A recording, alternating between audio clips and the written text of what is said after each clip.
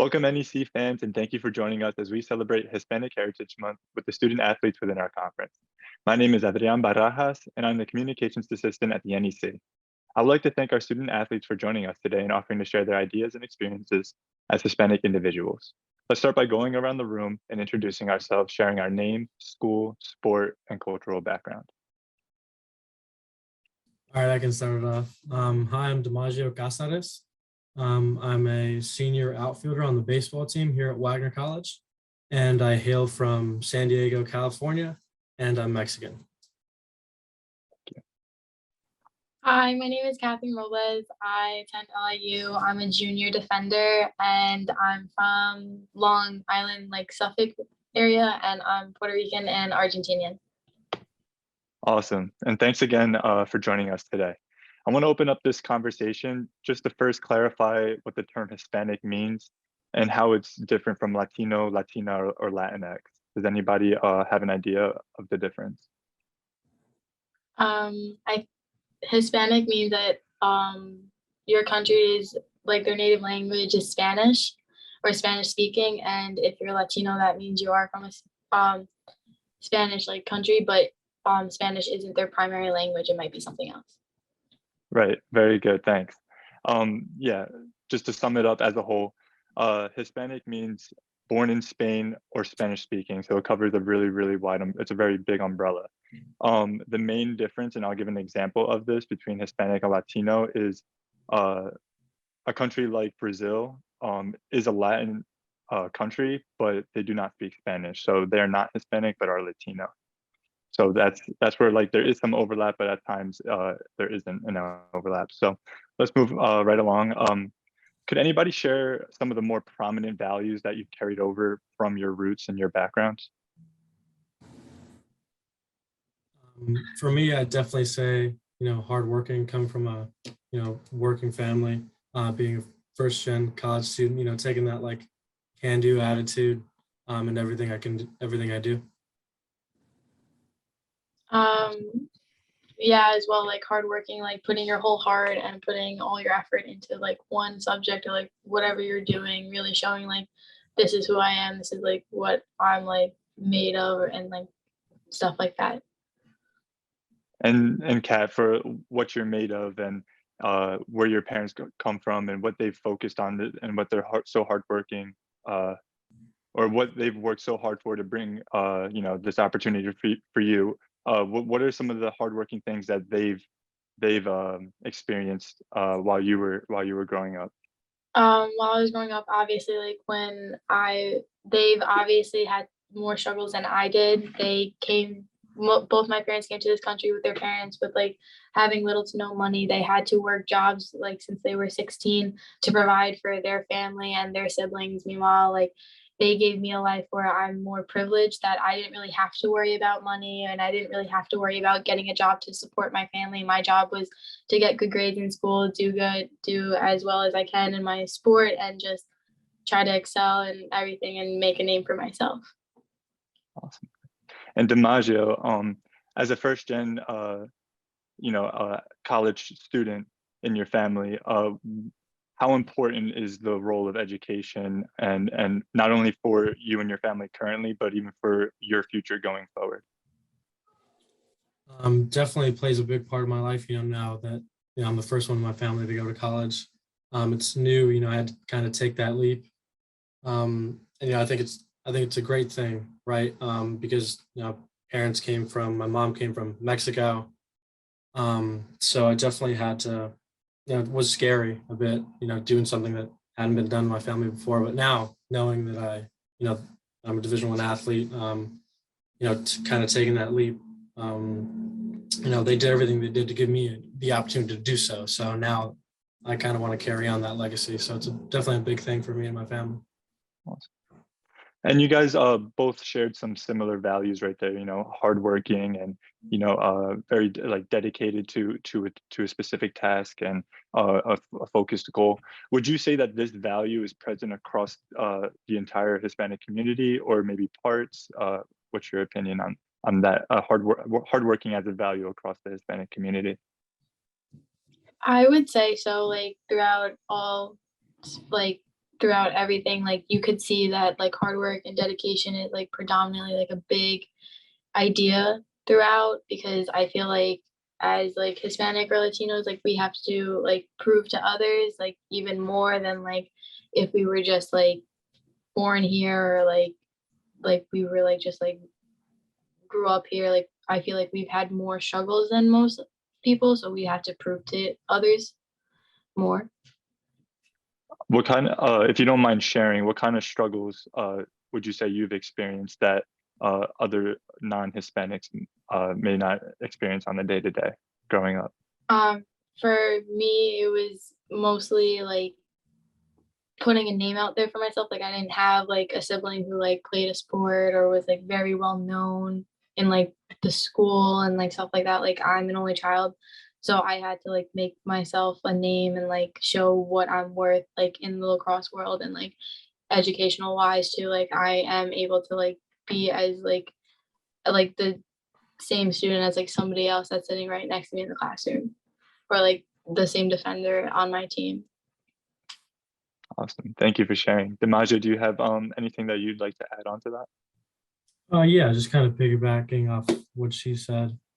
Um, any given moment, any given setting, like walking in, like, hey, like all these other people don't look like me, like I'm the only Latino in the room, or whatever it may be. Kind of not a chip on a shoulder, I'd say, but definitely like wanting to prove myself in that manner, just like Kat said. And that feeling of wanting to prove yourself, do you take that on as a pressure, or do you embrace that? Is it something that has become, almost like a thirst for you, always wanting to prove yourself, or do you often feel pressure under those settings? I've taken it as like a drive to show everybody like what I'm worth. Like I haven't seen it as like a pressure that I need to like show everybody like that I'm good enough. I know that I'm good enough, and if they can't see that, then that's on them. But I know my worth, and I know what I value in my life, and that shows on the field and off the field. DiMaggio? Yeah, at times it definitely can get to me, right? As all things do. That kind of thirst for wanting to be successful so bad. But, I always kind of ground myself and remind myself that it's, it's a privilege, right? To have all this pressure on me, right? I have opportunities that our parents didn't have. So I kind of taking that attitude into it helps me. What are the advantages to being raised Hispanic in America? I think like some of the advantages is like you have two cultures instead of just like one. Like we have like I still celebrate all the traditions and like celebrations that I would if I were like in Argentina or Puerto Rico, and like we've incorporated them here, and the traditions we have here in America we also celebrate. So it's like you get the best of both worlds, and you could kind of combine them into one in some sort of ways. Awesome. And yeah, just to add to that, like she said, you get to experience two different cultures. Some people don't get to, and kind of like merging the two and like kind of creating your own way, taking the best of all that you take in from both cultures, kind of create a new kind of culture for yourself and your family. Yeah, I mean, me personally, I think one of my favorite like advantages to being Hispanic raised in America is that like I've met just so many other Hispanics from other countries, like not like my family's from Mexico. Like I used to work construction often. I used to work all over in an area that had a lot of Hispanics, and it was just so amazing just to meet people from Honduras, Ecuador, El Salvador, all in the same areas, and realize that like we're all kind of living very similar lives and focused on one very clear goal. So I thought like that was one of the coolest advantages, is just the people you meet right in your backyard in America that you wouldn't always expect to learn about. But yeah, I just wanted to share that. Sorry. What are some of the challenges to staying unified as a community? Just the general questions. Some challenges to staying unified as a community. You can even take this to the length of being in the locker room with your own team, or even as a family growing up. Just some challenges, and if there are challenges, are there any solutions to these challenges? I would definitely say, you enter a room, like for us student athletes, we're on teams with people from so many different backgrounds, whether that be ethnically or from different parts of the country, other countries, right? But I think it's good to just remind ourselves that we're all people, we're all part of the one race, the human race, and we're all especially if you're on the same team, we all share the common goal, right? And it's kind of hard to sometimes look past like our differences, but no matter who it is, you can always find something in common with them. So would you say that some of these challenges are more like perspective based, like just like almost like a way of thinking while we're all together in this one place? Definitely, right. Yeah. These kind of differences that are natural can be barriers, but they don't really need to be, right? Yeah. You can find something in common with anyone, like I said. Yeah. Awesome. Kat, in your own words, what does the term inclusivity mean to you? In my own words, inclusivity means like togetherness, um, like connections made, like bringing different values and beliefs from every single person on like say a team and bringing it into one to meet one common goal or like the overall like outcome that we want for the team. And would you say that the definition that you just gave us is reflected on your campus and even within your team? I would say so, yeah. Especially like with like all the different like backgrounds we have like on campus and on our team, like my team like really tries to incorporate everybody and make them feel as if like they do have like a spot on the team and like they are like a big part and like a big value on the team. And especially the school definitely like has events for different like cultures and they do like show appreciation to like the different months, especially for like National Hispanic Month as well. And what does that turn out like? Does your team like to show up to these events all together, or is it mostly by support of who's close to who on the team? It's definitely they all show support in like different ways by like either attending events or like if like they'll show me the respect of like if I want to like teach them like my ways like about like any like holidays or anything, they'll take the time to really like ask questions and want to like understand the full like meaning and value of like why I celebrate something and like how it means a lot to me and like the values that I've grown up with. And DiMaggio, in your own words, could you explain or define what the word allyship means? I guess kind of just taking that extra step to show somebody like, hey, like I got your back, or hey, although I may not understand you or your culture, I'm gonna try to. It's not about doing; it's about just understanding and showing that kind of effort. And with that definition that you just gave us, could you share an example of when a teammate or a coach expressed allyship to you or the Hispanic community? Hmm.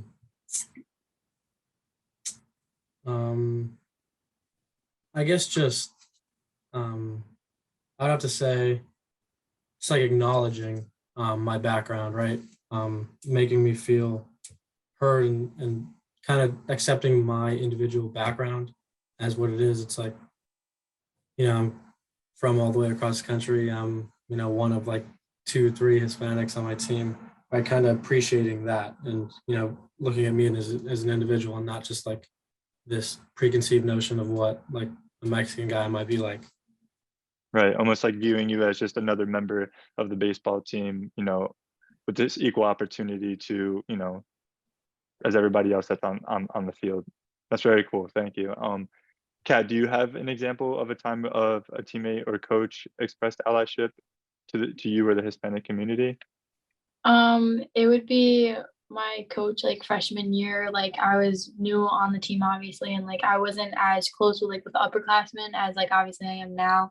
And she paired me up with a junior at the time, and she wanted us to like really explain to them like what it means for this month, like our values, like the music that we listen to, and like some of the foods and everything, and like traditions that we do around like Thanksgiving and like Christmas time to like really show the team like how even though like I might celebrate it this way, it's still like the same beliefs and traditions, just in a just in another way, kind of like just a little twisted a little bit, but like overall it's still the same concept. Awesome. DiMaggio, with what you've experienced so far as a Hispanic student athlete, what kind of advice would you offer to the younger Hispanic community? Definitely don't be afraid to get out there, right? So many people get caught in the bubble of what's comfortable, right? Typically not too many Hispanic student athletes come all the way across the country like me. Definitely a scary thing, kind of taking that leap, like I mentioned before. But, like I said, just not being afraid to put yourself out there and do something uncomfortable, because, it's always going to pay off. Yeah. And in the midst of all that scariness, what are some ways that you cope and find comfort in your journey across the country? I guess I kind of take solace in knowing that like so many other people are in my shoes, whether not even just from like a Hispanic standpoint, right? So many other people come from God knows where, and they're all trying to do the same thing I'm trying to do. So, just knowing that I'm not alone, and having a great support system around me, built in, on my team. So that's definitely helped. And Kat, is there any type of advice you would offer to the younger Hispanic community? Like don't limit yourself or don't push away opportunities because you feel like you can't reach your goals, or like you feel like you can't reach that goal, because once you start limiting yourselves, it does close doors for you and you won't be able to see your full potential and like all the outcomes that, say, if you were to push yourself 110% and take that leap, even though like it is scary, it might be out of your comfort zone, like you might be perceived as like not the norm, it will open opportunities to you, and you never know what those opportunities can bring to the future, or like even like for like this school year for them. Awesome, thank you. And leading into our last couple questions now, what is the relationship like between the sport you play and your cultural background? Is it popular or less common? For me, it's in Argentina, it's really not common, and in Puerto Rico, it's kind of a growing sport where we do now have a national team, but it's not as big as baseball or like any like most other sports that are popular in Puerto Rico and Argentina. So, quick question: is this a goal of yours? A potential goal for you is to strive and play for the national team? Eventually, yeah, it'd be nice to get that experience. That's awesome. Good luck. And DiMaggio, what's the relationship like between the sport you play and where you come from? Almost intertwined. Yeah, right. Definitely baseball. Mexico, it's baseball and soccer, the two big ones. So just growing up, I kind of experienced baseball through the lens of both Mexican and American, and I feel really great that I was able to do that. Right, I grew up playing in Tijuana on the weekends, and I kind of got comfortable with like seeing that different perspective, and that definitely has helped my growth. Helped me see baseball in a different way. Helped me experience my own culture in a way that's really individual to me. Wow. Yeah, that's very awesome. Thank you for sharing. Does anybody have a role model they look up to from Hispanic origin? My role model would be Messi, because he showed that like even though there was many challenges throughout his childhood, and like there were people to tell him that like he wouldn't be able to like make it big, or like he wouldn't be anything special, to like now see how he is like one of like the best players in soccer internationally. Like he's won many awards, he's been recognized multiple times throughout the years, and just seeing like how like even though people didn't believe in him, if you believe in yourself, there's nothing that can stop you, and you can achieve anything and everything that you put your heart and mind to. Absolutely, yeah. One of the greatest, most Ballon d'Ors. For me, it was funny enough, it was Mark Sanchez. So growing up, I wore number 6 because of him. Although not my sport, just turn on American football, right? Like the most like from the outside looking in, like the most American thing is like football, right? And you Mhm. see the quarterback for the New York Jets, last name Sanchez, right? So just showing that like we can break these barriers was big for me. Yeah, awesome. And he definitely displayed that for sure. And lastly, maybe the hardest question. What is your favorite Hispanic dish? And could you describe how it's made and what it might look like? Do you want to go first, or do you want me? Sure, I Um, can go. All right, okay. you got it. No, you go. Okay. It's called carne en su jugo. My mom only started making it, I think, like COVID. Um, it's really simple. You just basically make like a tomatillo sauce, green sauce. You cook up some meat and then throw it in that sauce. But it just really reminds me of home. It's like green sauce is like my favorite thing ever. I could drink it by the bottle alone. It's really garlicky, really, I don't know, everything I think of when I think of, my culture is like embodied in that like comfort food of Yeah, like that simplicity. awesome. Yeah, it's awesome. Thank you for sharing. Sounds delicious. Yeah, my favorite dish I would have to say is empanadas. It's basically just ground beef that's like grilled with like sauteed onions, peppers. You could add like raisins. That's like the really traditional way in Argentina with like with olives and like hard boiled eggs, and you could either fry them or bake them, and it's just like I've grown up with them since like I don't like I was like a child, like a baby really, and just like when every time like during a holiday like we have to make them, it's like a whole family event, and it's like mostly like just like it's the time where like family comes together and like there's just a lot of love and like positive energy like in the air, and like just like that whole environment just makes that dish like 10 times better. Awesome. And that was empanadas, right? Yeah. My my godfather, he's from Mexico. He owns a Mexican restaurant, and he makes these empanadas with pastor y piña inside. And he fries them, and they're so good. And then I had a friend from Uruguay, and his mom made empanadas with ground beef, and they were way different.